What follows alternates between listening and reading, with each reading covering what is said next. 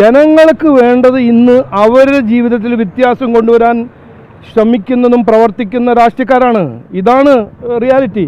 ഇവർക്ക് മനസ്സിലായിട്ടില്ല. ഇത് മനസ്സിലാവണ്ട, സാരില്ല, അത് നമുക്ക് ഗുണം.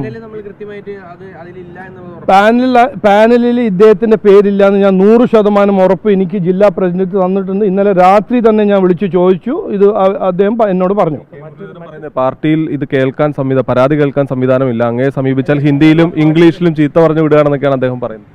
നോക്കൂ, കെ മുരളീധരനെ കുറിച്ച് ഞാൻ പറയേണ്ട ആവശ്യമൊന്നുമില്ല. കെ മുരളീധരൻ്റെ രാഷ്ട്രീയം, കെ മുരളീധരൻ്റെ രീതിയും, കെ മുരളീധരൻ ആരാണ്, എങ്ങനെ രാഷ്ട്രീയത്തിൽ വന്നു, എന്ത് ചെയ്തു, അതെല്ലാം കെ മുരളീധരൻ തന്നെ പറയട്ടെ. ഞാനിപ്പോൾ നോക്കൂ, ഇതിനെക്കുറിച്ച് ഞാൻ ആദ്യം മുതൽ എന്താ ഞാൻ പറഞ്ഞത്, എനിക്ക് 100% എൻ്റെ എനർജിയും എൻ്റെ കമ്മിറ്റ്മെൻറ്റ് ജനങ്ങളോടാണ്, വികസനത്തിനോടാണ്, ഈ നാടിനെ നന്നാക്കാനാണ്.